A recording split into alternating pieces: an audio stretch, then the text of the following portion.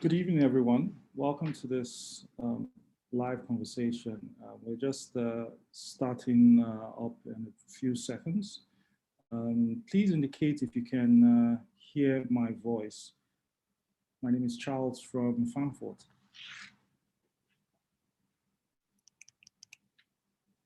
You're all welcome. Thank you so much for joining. Omoye is our host for today, and she will be joining us.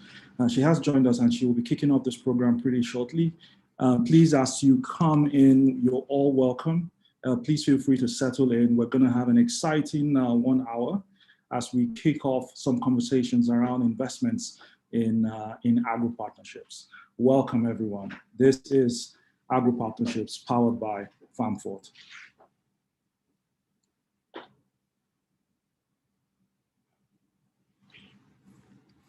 Feel free to hit us up, tell us where you're dialing in from as we settle in to kick this conversation.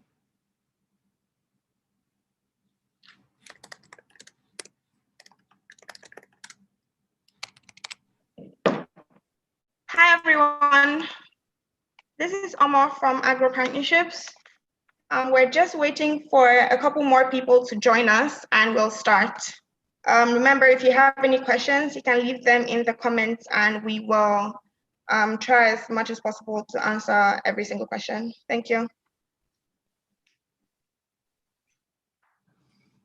I see we have a wonderful, broad audience from everywhere, from the United Kingdom, from Port Harcourt, from Dakar, from Washington State, from Sokoto. Welcome, everyone. Please relax as we commence this wonderful conversation and webinar.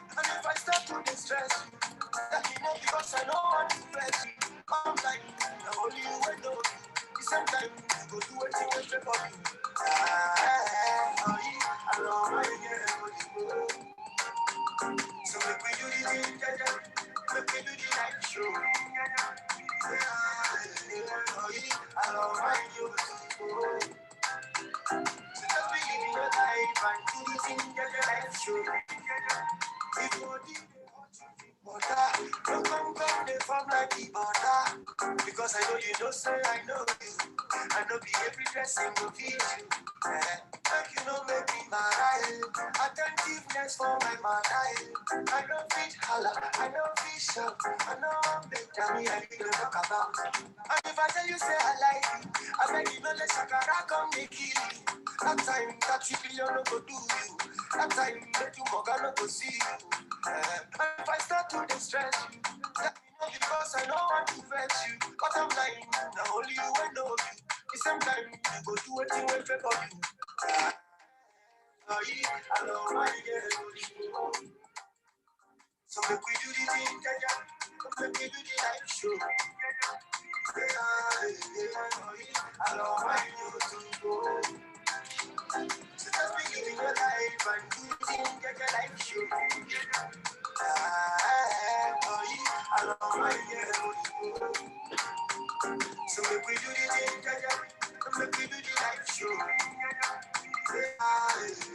don't mind you too.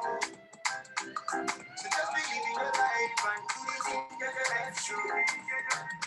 Make you check yourself before you go to do what they go catch you. Cause I don't try for your mother, make you do the pass you. Cause I go do my own, you go do your own. Anything worry, man, I'm on we go go. Cause life is too short for debating. Levels too girl for you now waiting. Oh yeah, I love my year. So make we do the thing, make we do the light show. Yeah, oh yeah, I love my year. So just believe in your life and do the thing that your life show.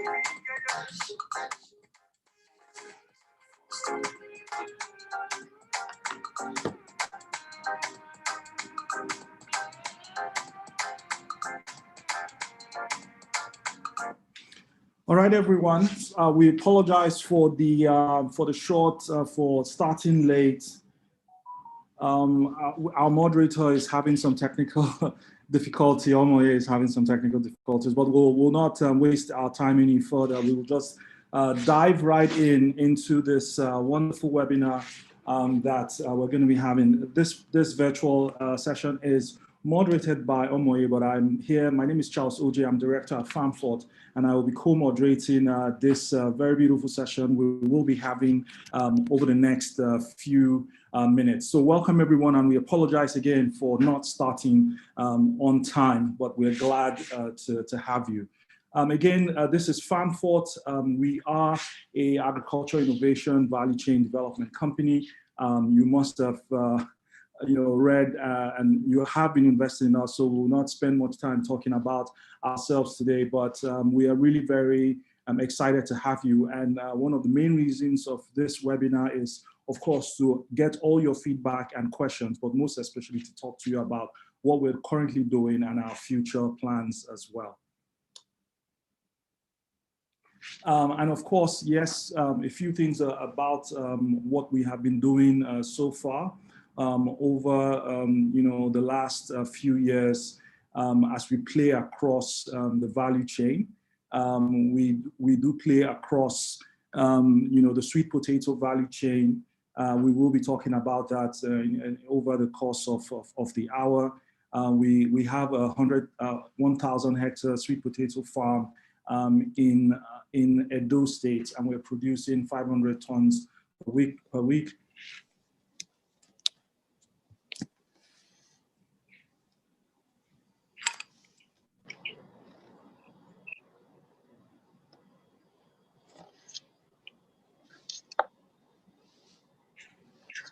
I would like to introduce Osa, co-CEO of FarmFort, to also talk to us some more about our value chain development approach.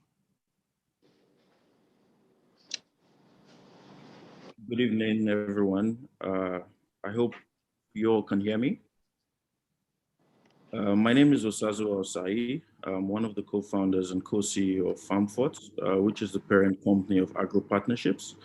I'm delighted to welcome you all here today.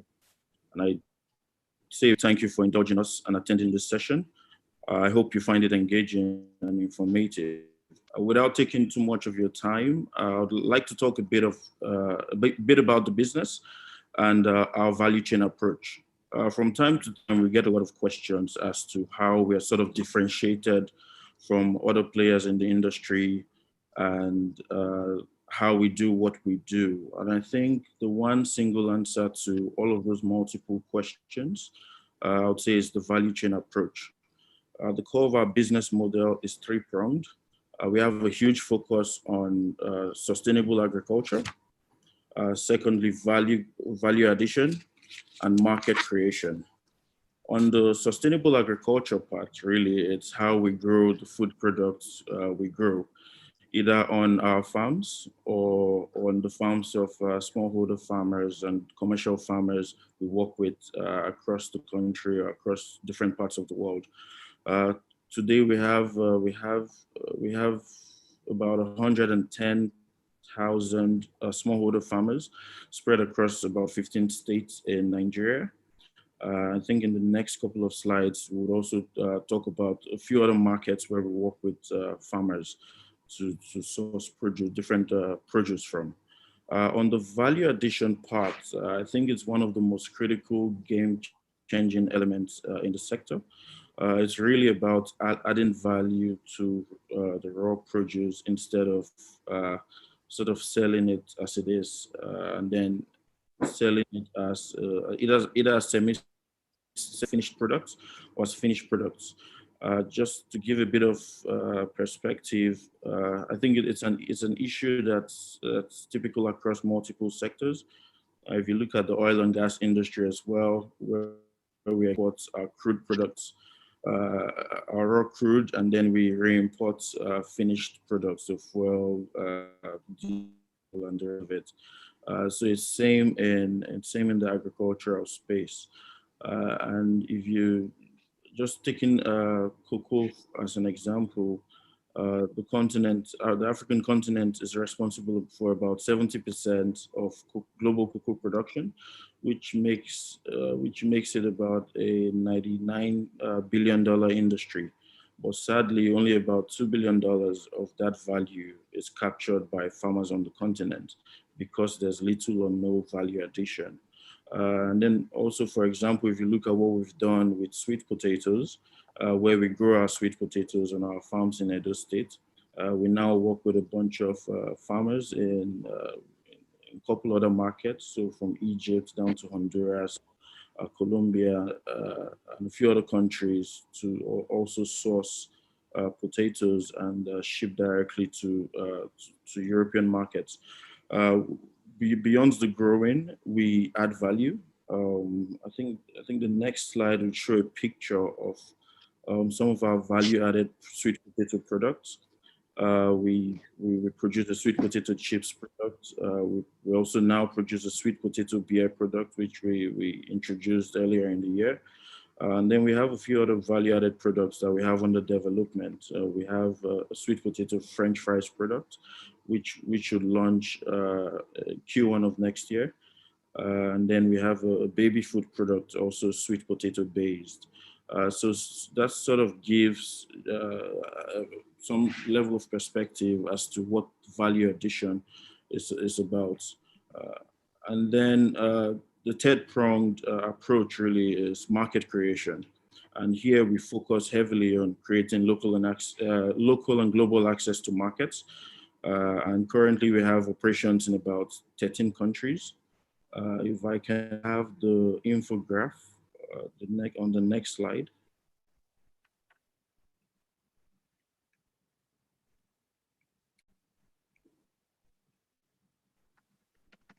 Okay, I think that was missed out.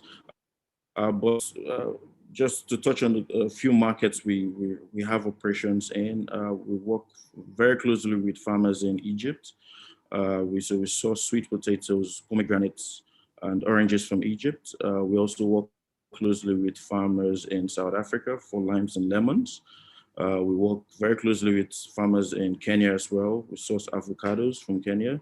We work with farmers in Ecuador and Costa Rica for bananas. And now a lot of these products, they don't necessarily have to come here. They don't come here. They're shipped to different markets across the world. Just to wrap up, I think having this three-pronged approach really helps us to position strongly and strategically to hedge and mitigate against shocks like currency devaluation and market uncertainties and fluctuations. For us at FarmFort, really we see agriculture as a means of economic development, and we believe that Africa's opportunity to play on the global scene lies in agriculture. I would pass it on to the moderator to continue this webinar. Thank you. Thank you so much. Thank you so much, Osa. Omoye, are you on the line? All right, thank you so much. Yes, I'm here. I just have to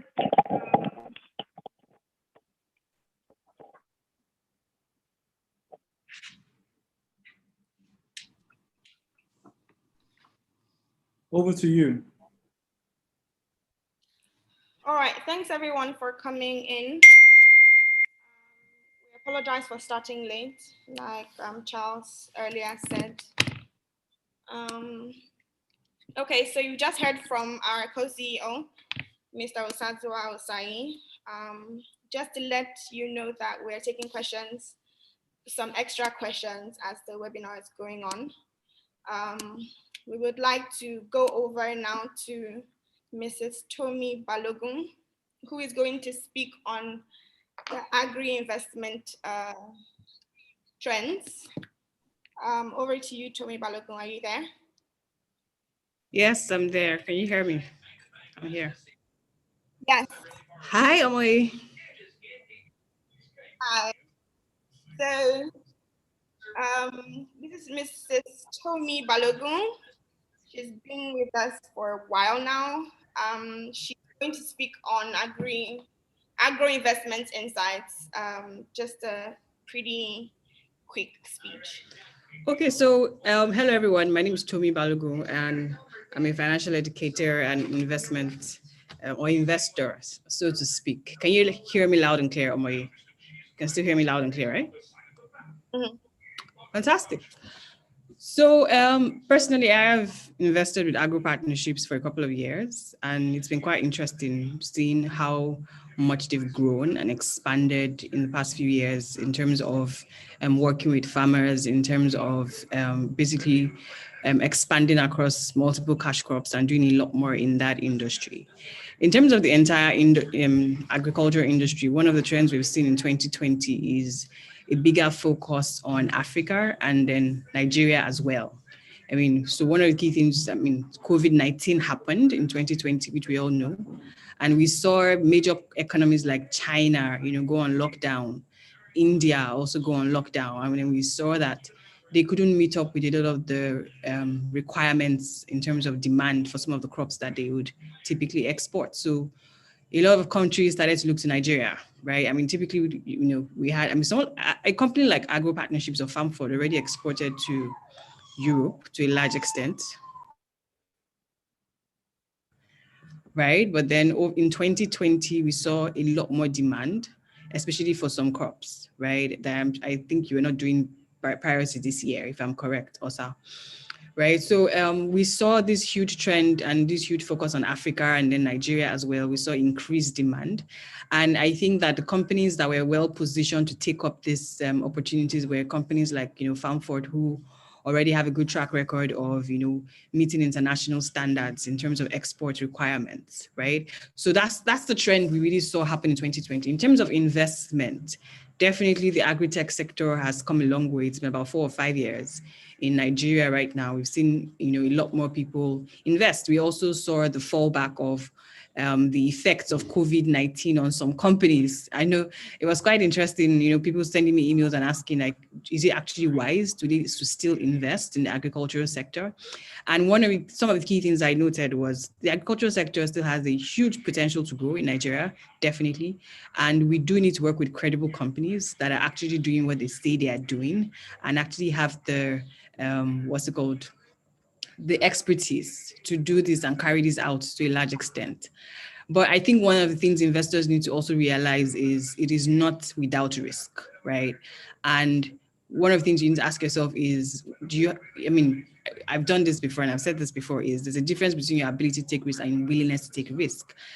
As we support these companies in their growth and the rewarders as investors, we also need to know that the agricultural sector itself is something even they as operators have to take the risk in terms of operations, right? So those are the trends we've seen in 2020. In terms of what's coming in 2025, as you all know, Nigeria just entered officially into economic recession. We've had 2 quarters of negative growth. Now, the last time this happened was in 2016. And in 2016, we had 5 consecutive quarters of negative growth.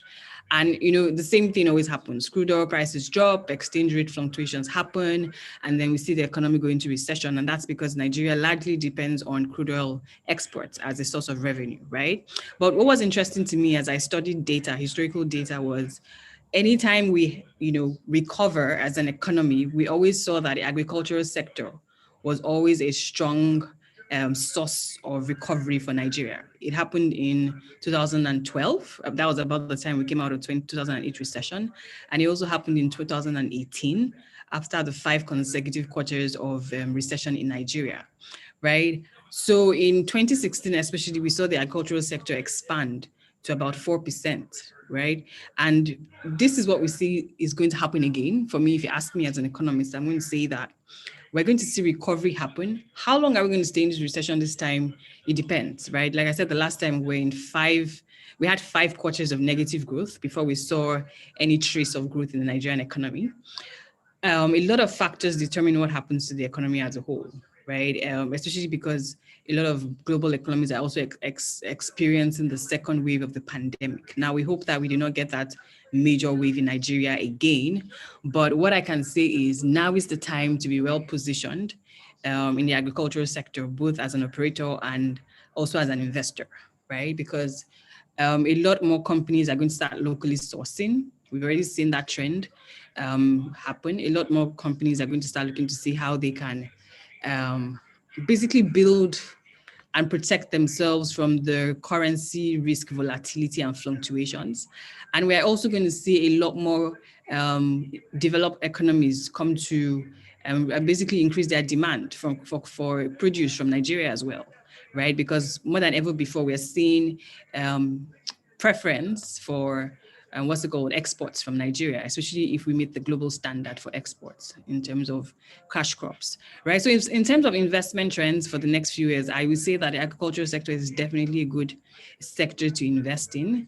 And that's because, like I've said, if you study the last 2 major recessions in Nigeria, we saw that the agricultural sector was one of the sectors that basically pushed the recovery in the Nigerian economy. Now, what always happens is that when we get into a recession, we see the CBN and federal institutions now look inward and say, oh, we need to build the economy. Unfortunately, when the crude oil prices go back up, they always, rescind on that promise. Hopefully they learn their lesson this time and stick to it. But I think that private sector operators like Agropartnerships and the other credible companies in this sector have a good opportunity here in the next 2 to 3, 4 years to really position themselves as leaders, as local leaders, and as global leaders as well, right? And as investors, I would say that this is the time to also partner more and invest. Well, it's interesting that we are also in a low interest rate environment. I'm not going to speak to what's going to happen to the rate on what you currently enjoy. I'm sure Agropartnership will tell you what they plan to do, but I would say that as investors, let us continue to position ourselves in the agricultural sector, because this is one sector we expect to push and bring faster recovery to the Nigerian economy in terms of the recession that we're in right now, right? So that's what I would speak to. Omoye, do you have any other specific question for me? Okay, I think I see one in the chat box. Hi, thanks for that great speech. As regards questions, not really. I would just say, can you detail your experience so far investing with Agropartnerships?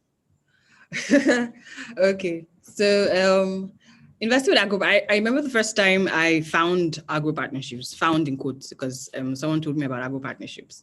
And at that time, we knew the major players in the industry. And, and I thought, oh, this was interesting, right? And I wanted to meet Osa, right? And funny enough, I found out that we actually knew each other, but we got talking.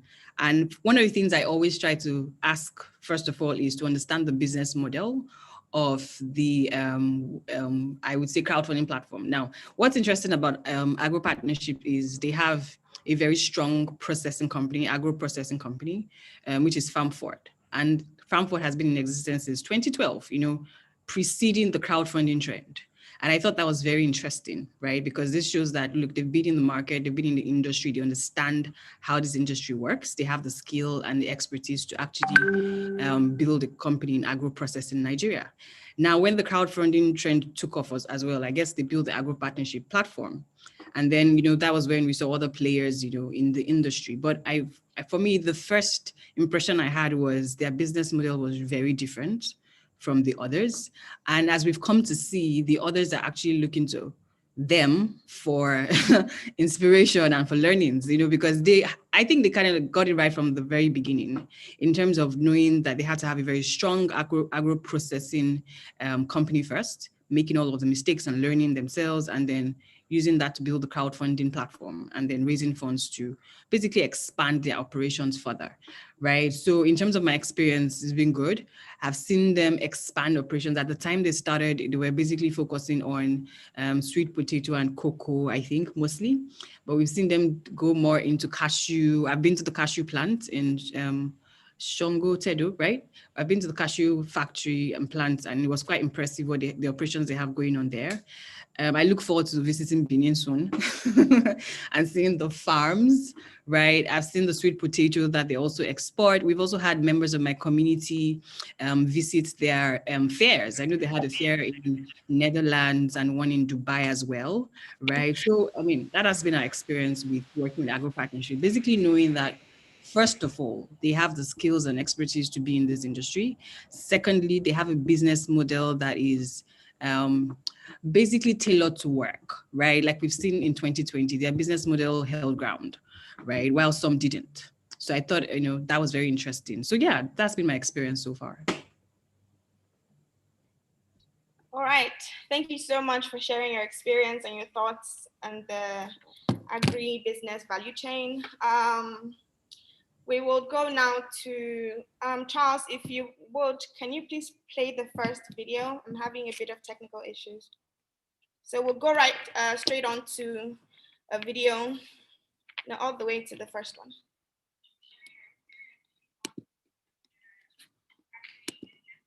Okay. Can we all hear?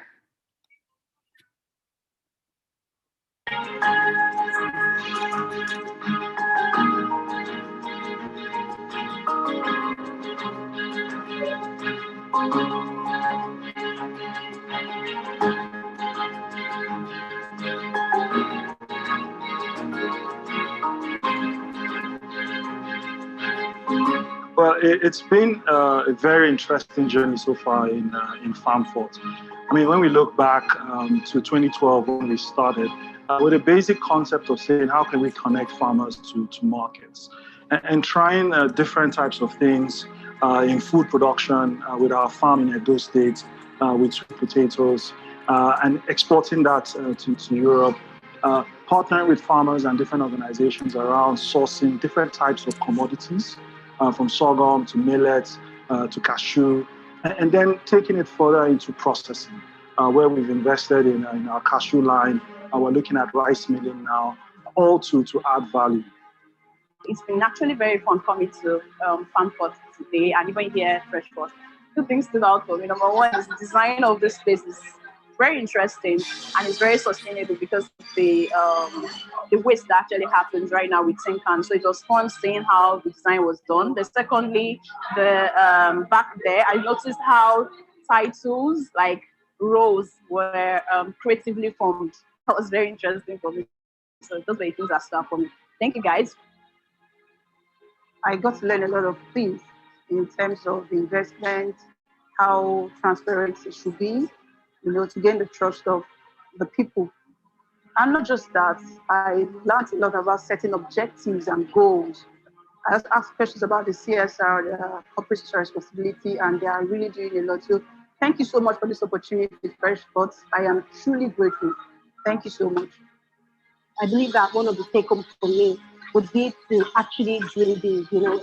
Especially when you're a technocrat, sometimes you find yourself focusing on establishing the process, and you're not really thinking about the market at large or what the business can possibly become. But from looking at this, it's really trying to see what they have done, from being a small startup to where they are now. So I just want to say thank you to Enterprise Development Center for the opportunity, and Standard Chartered as well. Thanks a lot.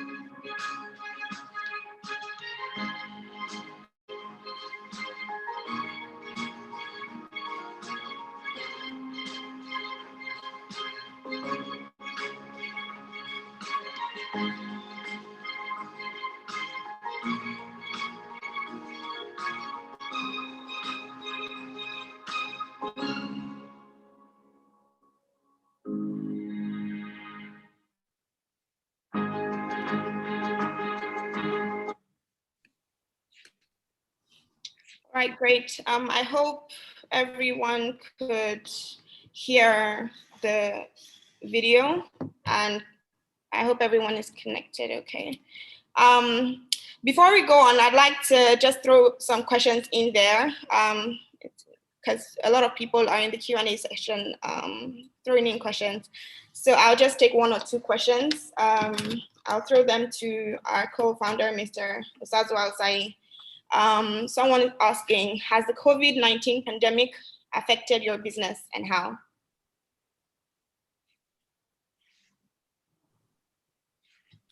Thanks for the question. To answer that particular question, I would say it's two-pronged. Firstly, we've seen that COVID sort of created a wave of new opportunities for us as a business, where we've had markets like China dominating certain product supplies to the European market, like ginger, for instance. And then when the pandemic hit, they couldn't ship anything out of China, and we had to sort of take advantage or leverage that opportunity. Prices had gone 500% up the roof, and then we're a huge ginger processing producing country. So that was an example of one of the opportunities that COVID sort of presented us.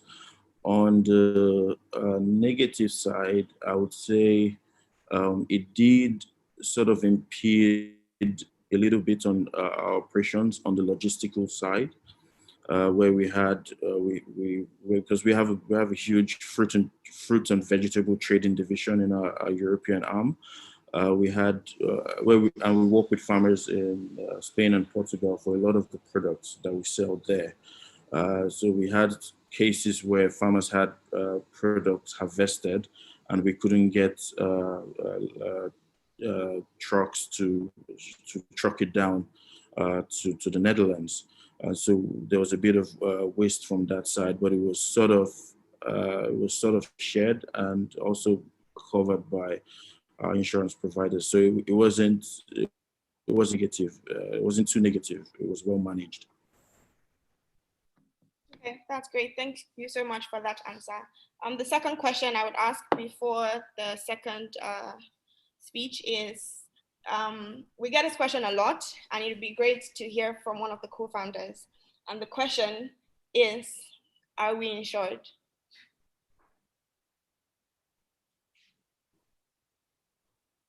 Can you hear me okay? Yeah, so yeah, we're insured. All our farms are insured by Leadway, and our commodities are also, we have good in transit insurance for commodities, also insured by Leadway Assurance. Okay, great. Just to add to that, I would say that insurance is some sort of a secondary cover for us. The first cover I would say is that we've been playing in the space prior to being in the ag tech, joining the ag tech revolution, and before we get into any product type or any value chain, it is very market driven, and beyond being market driven, we have expertise in those particular value chains. We have people with multi-year experiences running those different value chains. So I would say that's the first level of cover. The second cover would be the insurance. Okay, thank you so much for that addition. I hope that answers most of the questions around insurance. Okay, so to introduce our next speaker, we have co-CEO, Mr. Uyi Osanyiwase. He's going to be speaking about thriving in a pandemic. Mr. Uyi, you may have the floor.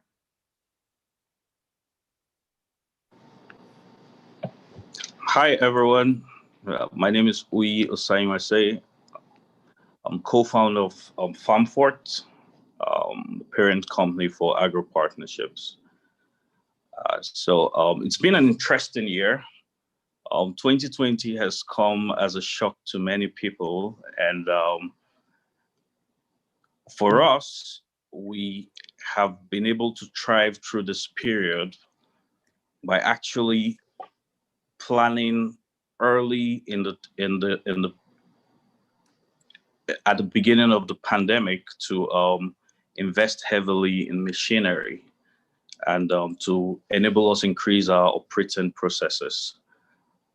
So across board, we selected areas where Nigeria has comparative advantage, and we chose to make investments in machinery in those areas. Like we invested heavily in beans machinery, we invested in machinery for sisame, we invested in the poultry industry, we invested in the rice industry, and we invested in machineries in all those areas to ensure that our ability to produce was radically improved.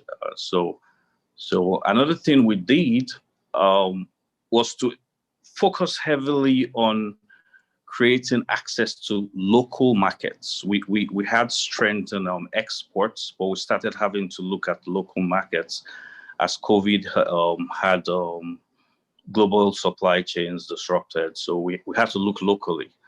And one of the things that we came out of through that was FreshFort. And FreshFort is our signature access to market tool. So basically, it's a huge part of our creating access to market strategy.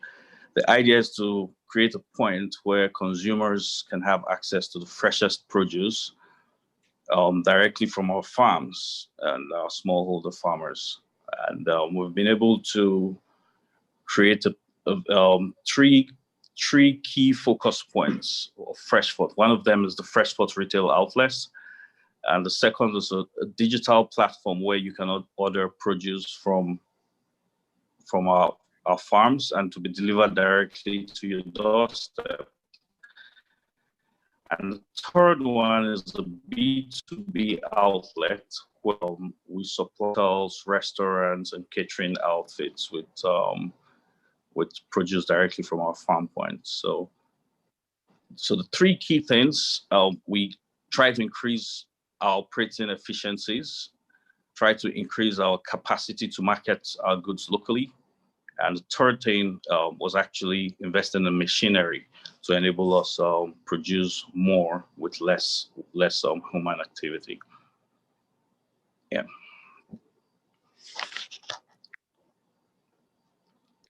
Thank you so much for that speech.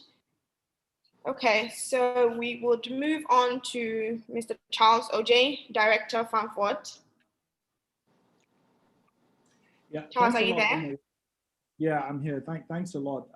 But before I, talk about some of the other aspects of the agenda, I see the chat room is really on fire. There are so many questions. I would love us to, pick up some of these questions and then we can move on to the few 2 or 3 or 4 slides that we have to talk about the future. There's a lot of questions around insurance. How insured is the investment of the sponsors? And I don't know, also, if you want to throw and shed some more light into, how insured is the investments of these wonderful sponsors we have as our audience today. All right. For the insurance, we, like was already mentioned, we work with Leadway, and then they cover on the farm side, we have crop insurance, and then on the commodities side, when we have a commodities trading opportunity that's out there, they cover the goods in transit and also warehousing insurance, and we do that. I think that's also quite sufficient because when we do deal with commodities, we are not investing with the farmers. We are just buying already harvested products, right? So if a farmer says they have 10 tons of cowpea, for instance, we have verified that they have 10 tons of cowpea and it meets our quality requirements, and then we pay them for that 10 tons of cowpea. And where there's possibility of a liability at that point would be in transit from the farms to our warehouse or to our processing facilities. And then the next level of cover on that end is actually the warehousing insurance to sort of cover anything from theft to fire to any act of God. Same thing on the farm. The farms are also insured with crop insurance from any act of God. So be it flooding, fire, and theft as well. But what we do is that we ensure that we sort of mitigate against any issues that could arise besides an act of God. Take for instance, when we look at say sweet potatoes, for instance, we've done maybe our metrics we base our metrics on 20 tons per hectare. The only reason why there would be a default is if we don't produce as much as we estimate to produce. But our calculations are very quite pessimistic, if I would say. Get on average on our farms today, we get about 35 to 40 tons a hectare of sweet potatoes, but we calculate our returns based on 20 tons. Now, the second layer on that front is that we also ensure that because the crop we've been dealing in over the years, we sort of know what can possibly go wrong. So be it a weevil attack or infestation, we know what to do to prevent that from happening. We go as far as even importing our own herbicides and pesticides, because what you would find on the local market is either already probably adulterated, so it wouldn't exactly give you the results you'll be looking for. So we sort of ensure we've covered and ticked all those boxes, and even if we fall short of our own estimates of say 35, our calculation is based on about half of that, so it's still very much covered. And on the pricing side, because we play across the value chain, what would be considered a product that should go to waste, say for sweet potatoes, would end up producing it into a finished product. Would produce a sweet potato chips product out of that. Would also produce a sweet potato beer product out of that. And so we see us maximizing the value out of these different products. Yeah. Thanks a lot, Osa. I also see that, thanks a lot, Osa. I also see that there is a lot of interest around, ensuring that the capital, how will the sponsors, get some additional level of comfort that their capital is insured. I mean, as we look at the business and we see how we drive return on investments by playing across the value chain and adding value to those investments. But one of the things that also has been brought up in the chat room is about regulation and about the SEC. What are your thoughts? And I can read this, with SEC making moves to regulate the industry, what impact will it have on the entire future of the business. And what is FarmFord and Agropartnerships doing to ensure that we are in line with regulation and, ensuring that investors' funds are secure? All right. With regards to regulations, I mean, it's a conversation we've been having for a while, even prior to SEC coming out with the template they put out late last year. And really our worry was we saw a rise in multiple players into the space and the sector. Honestly, we couldn't vouch for a lot of the players we saw coming in, and we couldn't ascertain as to if they knew what they were offering or what they were doing. So that sort of was worrisome to us as well. So early, we've been already looking at ways to sort of get regulated, and I might not be in liberty to share all of the information right now, but we'll do that in a few weeks. But we've taken steps to get regulated by SEC, and not just on the crowdfunding level, but in a level that sort of covers a lot of what we're doing. So we'll be pivoting forwards, but we will share more information on that, I think, in the next few weeks, once we're at liberty to share that. Thanks a lot, Osa. There's also some questions around, the app, some technical issues on the website. Do you want to throw some thoughts? Do you want to throw some comments around some of these questions as it relates to the app functionality and also some of the technical issues, of our users as they try to, access the platform? Yeah, absolutely. Thank you, Charles. Regarding the app and app accessibility, the Android app is actually back up. We had a bit of a technical issue during the last cycle that we really have been trying to perfect the whole platform and the app to ensure that it really doesn't happen again. So we have perfected the Android app, and that is 100% now. So all you would need to do is to update the app, and it's working. For the iOS, we are just waiting for a few approvals, and that should be up really soon. We would like to plead to the iOS users to please use the platform in the interim, and it will be announced once the iOS app is back up.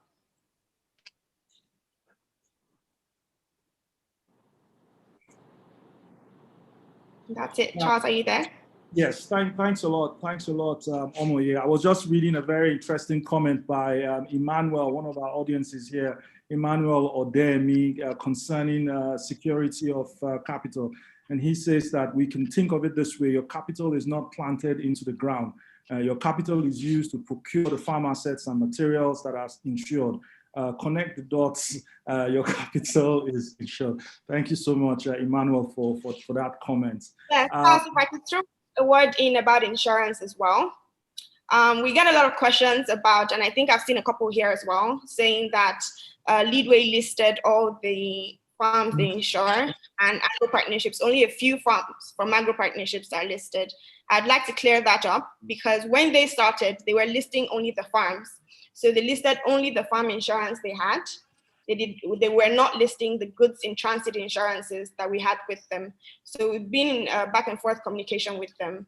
And I think they've started updating all the policies we have with them. So all the farms we put out are actually all insured. And for avoidance of doubt, if anyone is particular about finding out the exact insurance, all they need to do is write us, and we always provide the policy number for them to verify with Leadway themselves. Beautiful, beautiful. Thanks a lot, Omoye. There are so many questions, and because we are slightly running out of time, one of the things we might explore doing, Omoye, is kind of like to, go back and look at these questions again and put a Q&A or some answers to these questions and send across to the entire audience. But let me just use the next 2 or 3 minutes to talk about some of the things that we are looking at, and also talk about the future here at FarmFord. as we basically continue to focus on growth. And this is also important because it gives you a sense of how we are navigating the business to ensure that we return we have good returns on investments, because as the business continues to grow, the possibility and the guarantee of returns continue to be prominent and sustainable. So let me just take a few minutes to talk about the future. I mean, the context for change here is that agriculture is a primary driver of poverty reduction in Nigeria and also in Africa. And it can really help to unlock the economic potential we are seeing. However, it is a very, very difficult landscape. And it's time to really cast away the traditional reliance on top-down economic models as we basically look at seeing how we can use innovation to support the market. And as FarmFort, we are really looking at the market and telling ourselves, how do we enable the value chain and the sector, and how can we optimize value, whether by utilizing technology, whether by our innovative business models, whether by our efficient and affordable methods to produce crops, add value, and really create this access to markets, both locally and globally as well. And we have gone through, different waves of growth, whether it was from the early days in 2012, when we were basically trying to build our product and market fit, or whether during 2017, as we were really trying to develop the value chain, till most recently up to 2019, as we focused on international market expansion and new products development. In 2020, even with COVID-19, it was for us really a time to reconsolidate and revision. We took some time out, we went in for different types of programs, and also we did extensive research and released our insights in a paper. And some of these things have now, really refreshed our mission. And as we look into the next couple of years, our mission is really, looking at agriculture in Africa. How can we feed the world? And we've not only just looked at this mission, we've also asked ourselves, how do we infuse new blood into the enterprise? Because at the end of the day, it's really about the people behind the enterprise. It's really about the leaders that are, capturing the new unlimited growth opportunities. And part of our strategy is really to bring in the right leaders that can basically lead the different areas of the business. And, going over 300 people strong, we are really bringing in the talent that will enable us to execute. And this is a very diverse, very experienced talent that is really coming on board to see how do we keep moving the needle as we grow. And from the insights that we unlocked from the study, we've really identified three very broad focus areas. One is really around education and knowledge. The other is value chain access. And the third is really how do we innovate for the industry. All right, and if I were to just take it one by one and just to give you a very, very quick snapshot and sneak peek into some of these things, the sector is very rugged, and it's really around how do we upskill the farmers, how do we do collective farming models, how do we also educate the broader stakeholders within the ecosystem through different types of capacity building schemes. I'll move on because of time. The second one really about value chain access is at the center of what we are doing, whether it is smarter vertical integration, whether it's about spoilage and using circular innovation to ensure that the supply chain is really optimized. We are very big right now on processing. So we are really looking at industrial parks. We already have our prototype in Edo State where we have a smart industrial park for processing. We are also trying to see how we can integrate with the informal economy as well, and really see how we can build the platforms that allow us to see what is happening in the market and really understand the data some more.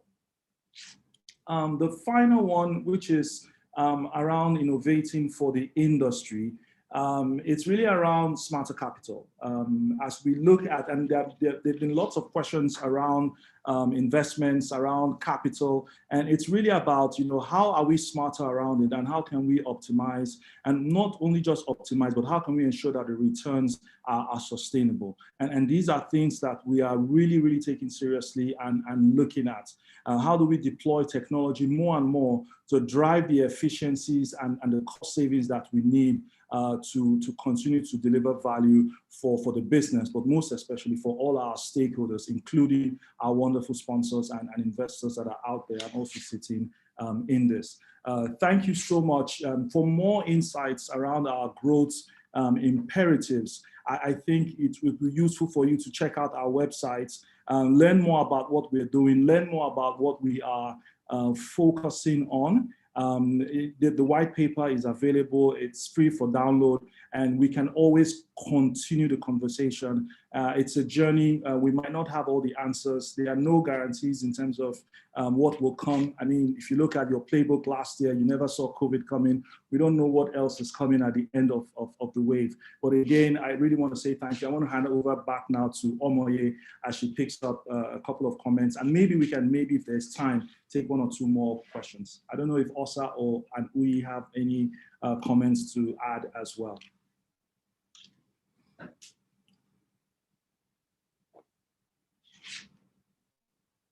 Omoye, I think you're on mute.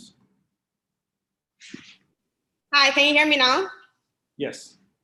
All right, great. I was saying before you go, I'd like to just throw a question out there to you and ask you what do you find the most interesting about agro-partnerships?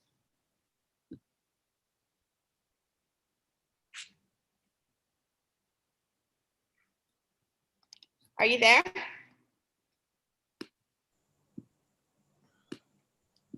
Okay. Sorry. Hi, Charles, can you hear me? Sorry? What did you say? Oh, I was asking a question. I said, would like to hear your thoughts on what you find the most interesting about agro-partnerships. Are you asking me? I thought you were asking the audience. I'm sorry. Oh, I was asking you. I mean, I think it's been two or 3 years. I think about 3 years now. I will still say these are early days. What is interesting is the fact that we have been consistent with our commitments. We have continually improved the experience. And I mean, there have been some technical issues in the past, and we have worked on them. I also, really like the fact that there is a business model behind the funding platform, which is in FarmFort, to ensure that these resources, are properly deployed. We might not have, all the answers to all the issues, but what is beautiful is the people behind the enterprise are willing to learn, to relearn and unlearn, and see how we can constantly improve and solve, most of, if not all, of these challenges that we see. And we want to continue to encourage our audience to please continue to grow with us. There is risk, of course. These risks, we do our very best to manage. And our goal and intent is to see, how do we continue to deliver value to our sponsors. So please continue to be patient with us. We continue to thank you for your support and your interest. Omoye, I hope, I don't know if Osa or Uyi has any closing remarks or comments as we wrap up.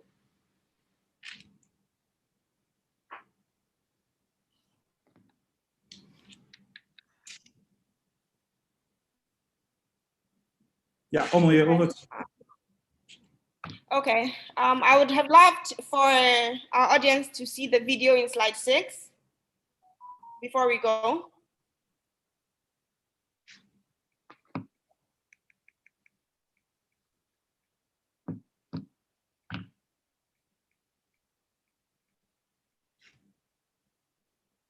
Great, this one.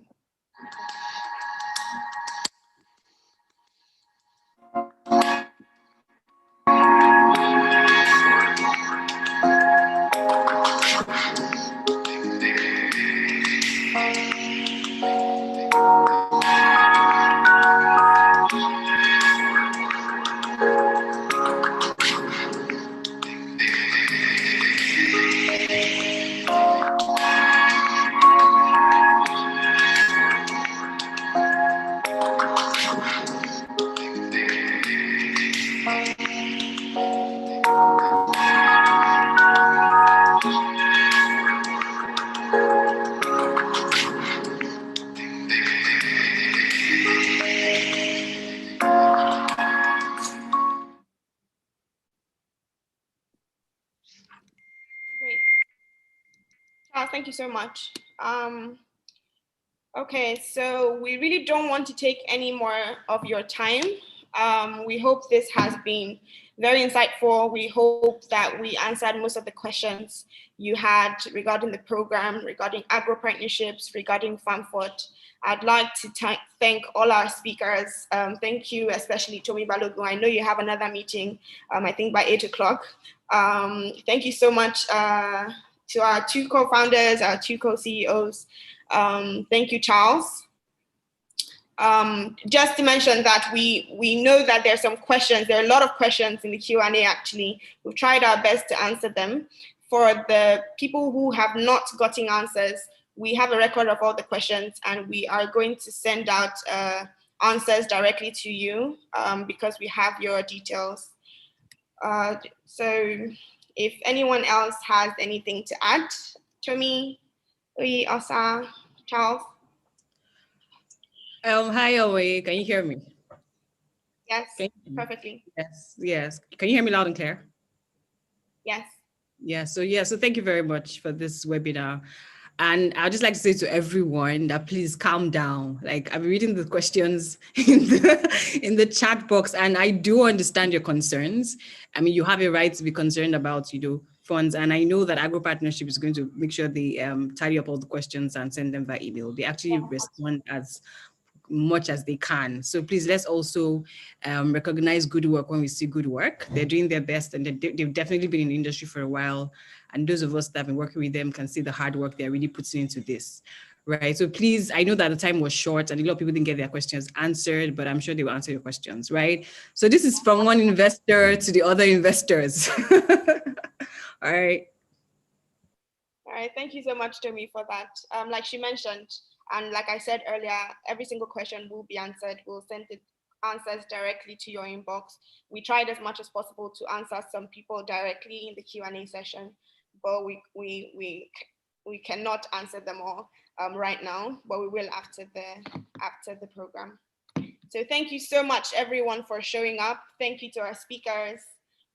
We hope you have a nice evening. Thank you for attending.